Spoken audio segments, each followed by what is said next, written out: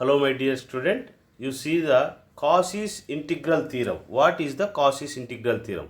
Cauchy's integral theorem అంటే f of z dz any closed curve అనమాట. Any closed curve అంటే ఇప్పుడు for example మనకు ఇలా ఉందనుకోండి కర్వ్, ఏదో ఒక సంథింగ్ ఒక స్క్వేర్ తీసుకోండి, ఇలా స్క్వేర్ తీసుకున్నాం. ఓకే, దీన్ని మనం ఇంటిగ్రేట్ చేస్తూ పోతే అంటే ఇక్కడ సమ్ ఏ పాయింట్ దగ్గర స్టార్ట్ అయినాము, నెక్స్ట్ బీకి వచ్చినాము, బి నుంచి సికి, సి నుంచి డీకి ఇలా వచ్చామనుకోండి. ఇలా వస్తే ఫైనల్గా మనకి ఏం రావాలి, జీరో రావాలి. అది ఈ టైప్ ఆఫ్ కర్వ్ అయినా కావచ్చు, లేదా సర్క్యులర్ కూడా కావచ్చు. ఇలాగా మనం ఇట్లా మూవ్ అవుతూ ఏ పాయింట్ దగ్గర అయితే స్టార్ట్ అవుతామో అదే పాయింట్ నుంచి ఆ పాయింట్ నుంచి బయలుదేరి మళ్ళీ అదే పాయింట్కి వచ్చేసినాం అనుకో, కాంప్లెక్స్ ఇంటిగ్రేషన్ చేసామనుకో, జీరో వచ్చిందనుకో, దాన్ని ఏమంటారంటే కాషీస్ ఇంటిగ్రల్ థీరం అంటారు. అంటే ఇప్పుడు ఏం చేసుకోవచ్చు మనం, ఇప్పుడు ఎఫ్ ఆఫ్ జెడ్ కదా, ఏమది ఎఫ్ ఆఫ్ జెడ్ అంటే మనకి ఏం కావాలి అప్పుడు, మనం ఇంటిగ్రల్ ఏ నుంచి బి అంటే A to B F of Z dz plus integral B to C, okay, F of Z dz plus next C to D, F of Z dz plus next D to A, F of Z dz that is equal to zero వచ్చిందనుకో, దాన్ని ఏమంటారంటే కాషీస్ integral theorem అంటారు. ఏమంటారు, ఇది కాషీస్ integral theorem. ఇక్కడ ఏది లేదు, ఏ point దగ్గర అయితే స్టార్ట్ అవుతాం ఆ పాయింట్కి మళ్ళీ రీచ్ అయితేనే జీరో అవ్వాలి, అలా అయితే అది కాషీస్ ఇంటిగ్రల్ థీరం అంటారు. సో ఫర్ ఎగ్జాంపుల్ మనకు ఆల్రెడీగా what is the F of Z, F of Z అంటే ఆల్రెడీగా మనకు తెలుసు, ఏమి F of Z is equal to మనకు తెలిసింది ఏంటంటే యూ ప్లస్ ఐవి అని తెలుసు. ఎఫ్ ఆఫ్ జెడ్ అంటే ఏమి, యూ ప్లస్ ఐవి. అక్కడ డీజెడ్ ఏమది, డీజెడ్ అంటే మనకు అది కూడా తెలుసు, ఏం what is the value of DZ, ఇప్పుడే చెప్పుకున్నాం problems, DX plus I DY రాసుకోవచ్చు, DX plus I DY. So ఇవి రెండు ఎలా ఉండే, ప్రోడక్ట్లో ఉన్న కూడా ప్రోడక్ట్ చేయండి, అంటే F of Z into D Z, okay, U plus I V, okay, next D X plus I D Y, dx plus I dy, that is equal to multiply చేయండి u dx plus iv into dx plus iy into ui dy plus I into i square అవుతుంది, v into dy. So f of z dz is equal to i square అంటే ఏమి, -1 రాసుకోవచ్చు, I square అంటే ఏమి ఇక్కడ -1, okay. So కాబట్టి ఏమొస్తుంది, యూడిఎక్స్, I square అంటే -1 అంటే ఇదంతా రియల్ పార్ట్ అవుతుంది, అంటే V DY plus I into V DX plus U DY. ఇవన్నీ ఎలా ఉన్నాయి మనకు, లైన్ ఇంటిగ్రల్ పైన ఉన్నాయి. ఏం చేస్తాము, లైన్ ఇంటిగ్రల్, ఓకే. దీన్ని ఏం చేస్తామంటే విత్ రెస్పెక్ట్ టు, ఇక్కడ ఏముంది, ఇంటిగ్రల్ సపరేట్ చేసుకోవచ్చు మీరు, ఇంటిగ్రల్ ఇదేమిది U DX plus V into DY plus I into ఏమొస్తుంది, ఇది విడిఎక్స్ ప్లస్ యూ డివై. దీన్ని ఏం చేయాలి, సర్ఫేస్ ఇంటిగ్రల్కి అప్లై చేయాలి. సర్ఫేస్ ఇంటిగ్రల్ అంటే తెలుసు కదా మనం, అంటే ఏరియా, డబుల్ ఇంటిగ్రల్ లేక సింగిల్ ఇంటిగ్రల్, సి ఉంటే సింగిల్ ఇంటిగ్రల్ అండి, ఇట్లా 2 ఇంటిగ్రల్స్ పెడితే సర్ఫేస్ ఇంటిగ్రల్ లేదా రీజన్ ఆఫ్ ఇంటిగ్రల్స్ అని కూడా అంటారు. సో డివై పక్కన దాన్ని విత్ రెస్పెక్ట్ ఏం చేయాలి, ఎక్స్ చేయాలి, do V by do X చేసుకోండి, మైనస్ గ్రీన్స్ థీరం, వెక్టర్ క్యాల్కులస్లో గ్రీన్స్ థీరం వస్తుంది, do V by do X. ఇదేం చేస్తారు, మైనస్ పెట్టి దీన్ని డిఎక్స్ పక్కన దాన్ని విత్ రెస్పెక్ట్ వై చేయాలి, అంటే do U by do Y చేసుకోవాలి, ఓకే. ఇక్కడ ఏం చేస్తారు, ఇంకా D X DY, okay, plus next ఇక్కడ ఏం చేస్తారు మనకు ఇంటిగ్రల్, ఇది కూడా అలాగే ఏమొస్తుంది నీకు, do U by do X minus do V by do Y, okay, DX DY, okay. So మనకు ఆల్రెడీగా సిఆర్ ఈక్వేషన్స్ తెలుసు కదా, do V by do X ప్లేస్లో minus plus do U by do Y రాసుకోవచ్చు కదా. సిఆర్ ఈక్వేషన్స్ మనకు ఆల్రెడీగా తెలుసు. అంటే మనకు F dash Z is equal to మనకి ఏం తెలుసు, do U by do X plus I into do V by do X that is equal to do V by do Y minus I into do U by do Y. మనకు first యూనిట్లో మనం నేర్చుకున్నాం ఇవి. First యూనిట్లో మనం నేర్చుకున్నాం. Okay, so కాబట్టి do U by do X ప్లస్లో ఏం రాసుకోవచ్చు, do V by do Y రాసుకోవచ్చా. ఓకే, ఇవన్నీ ఈక్వల్ అవుతాయి అనమాట. సో ఈ టర్మ్స్ అన్ని యూలు వీలన్నీ ఈక్వల్ రాసుకోవచ్చు.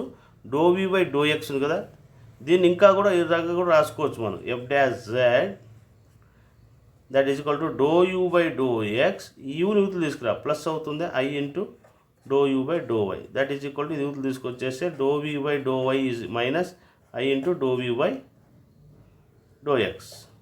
ఓకే, వీలన్నీ ఒకవైపు ఇది కూడా రాసుకోవచ్చు. అప్పుడు మనం do U by do X ప్లేస్లో do V by do Y రాసుకోవచ్చా. దీనిలో పెట్టేస్తే క్యాన్సిల్ అవుతాయి అన్నీ. సో మనకి ఏమొస్తుంది, ఇది 0 వస్తుంది. డిఎక్స్ డివై ప్లస్ ఇవి కూడా క్యాన్సిల్ అవుతాయి, మనకు 0 డిఎక్స్ డివై వస్తుంది. సో ఫైనల్గా ఏమొస్తుంది, మనకు 0 వస్తుంది అనమాట. ఏమొస్తుంది, ఇది 0 అనేది వస్తుంది అనమాట. అప్పుడు hence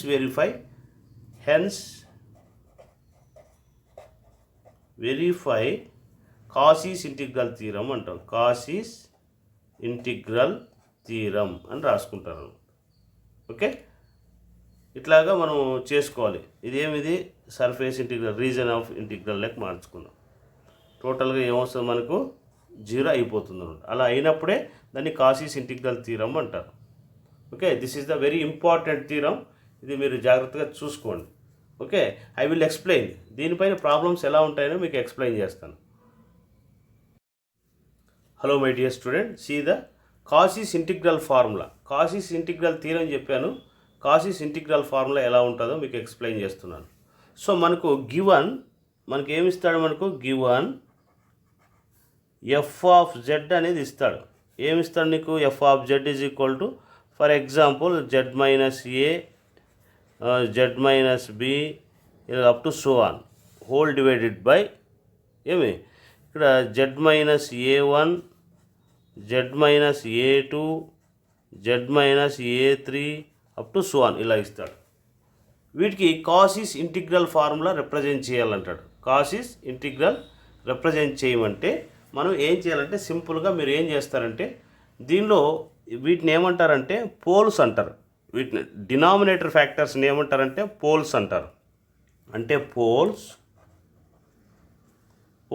Z is equal to ఏముంది ఇక్కడ ఏ1 మైనస్ ఏ1 ఉంటే ప్లస్ ఏ1 రాసుకోండి, మైనస్ ఏ2 ఉంటే ప్లస్ ఏ2, మైనస్ ఏ3 ఉంటే ప్లస్ ఏ3. ఒకవేళ ఇన్ కేస్ ప్లస్ ఉందనుకోండి మైనస్ రాసుకుంటారు up to so on. So zeros z is equal to ఏముంది నీకు a comma b comma c up to so అని వచ్చాయి. ఓకే, వీటికి కాసీస్ ఇంటిగ్రల్ ఫార్ములా అప్లై చేయమంటారు. కాసీస్ ఇంటిగ్రల్ ఫార్ములా అప్లై చేయమంటే first ఈ పోల్ తీసుకున్నప్పుడు నువ్వు ఏమనుకుంటావు అంటే దాన్ని F1Z అనుకోండి. A1 అనే పోల్ తీసుకున్నప్పుడు F1Z. ఇక్కడ జెడ్ ప్లేస్లో అంతా ఏం చేస్తారంటే A1 అనే దాన్ని సబ్స్టిట్యూట్ చేస్తున్నాం. ఏమి ఇక్కడ అంటే మీరు పోల్ Z1 తీసుకున్నప్పుడు అంటే A1 Z is equal to A1 తీసుకున్నప్పుడు జెడ్ ప్లేస్లో ఇక్కడ ఎక్కడుంటే అక్కడల్లా ఏం పెట్టుకోవాలి, మనం A1 పెట్టుకోవాలి. A1 minus A1 minus b, okay, dot divided by ఎక్కడైతే z is equal to A1 తీసుకుంటే అదొక్కటి నెగ్లెక్ట్ చేయాలి. ఏం చేయాలి, ఈ పార్ట్ అనేది నెగ్లెక్ట్ చేసి రిమైనింగ్ అంతా రాసుకోవాలి. అంటే A1 A2 A1 A3 ఇది తీసుకుంటాం. ఓకే, ఒకవేళ అలాగే Z is equal to A2 తీసుకున్నాం అనుకోండి. Z is equal to A2 తీసుకున్నప్పుడు దాన్ని F2 అనుకోండి. ఏం చేస్తావు F2. ఓకే, అప్పుడు ఏం చేస్తావు దీన్ని నెగ్లెక్ట్ చేయాలి. జెడ్ మైనస్ A2 నెగ్లెక్ట్ చేయాలి. ఇంక జెడ్ ఉన్న చోటల్లో ఏం పెడతావు A2 అనే దాన్ని సపరేట్ చేసుకోవాలి. ఏమి ఇక్కడ అంటే ఇక్కడ ఏమి A2 జెడ్ ఉన్న చోటలో A2 పెట్టు. A2 minus B dot divided by ఇప్పుడు ఏమిది A2 మైనస్ A1 ఇది నెగ్లెక్ట్ చేయాలి. ఇప్పుడు ఏం చేయాలి, ఈ టర్మ్ అనే దాన్ని నెగ్లెక్ట్ చేసి రిమైనింగ్ రాసుకుంటారు. A2 మైనస్ A3 ఇది అప్ టు సో ఆన్ ఒక్కొక్కటి ఇక్కడ మనం ఏమి Z-A3 తీసుకున్నట్టు ఇది నెగ్లెక్ట్ చేస్తాం, ఉన్న చోటల్లో ఇది రాసుకుంటాం. ఇలా చేసుకుంటూ వస్తారంట అప్ టు సో ఆన్. ఇలా చేసుకుంటూ వచ్చిన తర్వాత మనకు ఇంటిగ్రల్ ఇలా పెడతాడు, f(z) dz అని మనకు అడుగుతాడు. What is the value of కాసిస్ residues అంటే కాసిస్ ఇంటిగ్రల్ ఫార్ములా ఏంటి అని అడుగుతాడు. అప్పుడు మీరు ఏం చేయాలంటే ఇక్కడ 2πi రాసుకోవాలి. ఫస్ట్ ఏం చేయాలి, ఇక్కడ 2πi గుర్తుపెట్టుకోండి, 2πi ఫార్ములా. ఇంకేం చేస్తారు మీరు, f1 f2 రాసేస్తారు. ఏం చేస్తారు ఇక్కడ f1z ప్లస్ f2z ఇలా రాసుకునేస్తారు. ఓకే, ఈ విధంగా మనము రాసుకోవాలన్నమాట. ఇంకా ఉన్నదంతా f1 ఏదైతే ఉందో అది రాసుకొని 2πiతో మల్టిప్లై చేస్తారు. దీన్నే ఏమంటారంటే కాసిస్ ఇంటిగ్రల్ అంటారు. ఏమంటారు, ఇది కాసిస్ ఇంటిగ్రల్. ఓకే, నెక్స్ట్ ఇంకా చూడండి, మనకు next Cauchy's integral formula case 2 అనమాట. ఇది f(z) dz కాసిస్ ఇంటిగ్రల్ ఏమిది case 2 f(z) dz is equal to ఎంత అన్నాడు. If f(z) is equal to z minus a z minus b z minus c by z minus a1 whole square z minus a2 whole cube. ఇలా అంటే ఇక్కడ order అనేది వచ్చింది అనుకో, z minus a1 అనేది 2 times వచ్చిందా లేదా. z minus a1 whole square అంటే ఏమి, z minus a1 into z minus a1 రాసుకోవచ్చు. z మైనస్ a2 అంటే ఏమి, z minus a2 into z minus a2 into z minus a2. ఎప్పుడైతే ఇలా ఇస్తాడో ఏమిది, ఎప్పుడైతే మనకి ఇలా ఇస్తాడో అలాంటప్పుడు ఏం చేయాలంటే మీరు చూడండి, ఇక్కడ మనకు ఫస్ట్ మనకు పోల్స్ ఏవైతే రాసుకోండి. పోల్స్ ఏముంటాయి మనకు, పోల్స్ ఏముంటాయి, ఇక్కడ మైనస్ a1 ఉంది కాబట్టి z is equal to a1. Okay, poles ఏముంటాయి, z a1 ఉంది. నెక్స్ట్ a2 అనేది ఉందా లేదా, పోల్స్ ఏమి z. నెక్స్ట్ జీరోస్ ఏముంటాయి, న్యూమినేటర్ ఫ్యాక్టర్స్ జీరోస్ అనమాట, ABC అంటారు, ABC.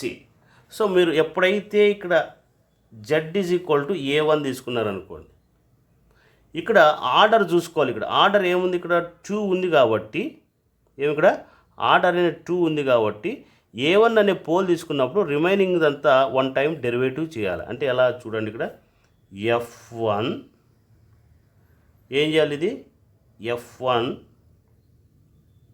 ఏమి f1 ఆఫ్ z. ఇక్కడ ఏం చేస్తున్నా, z is equal to a1 తీసుకుంటున్నా. అప్పుడు మీరు ఏం చేయాలంటే దీన్ని డెరివేటివ్ చేయాలంటే లిమిట్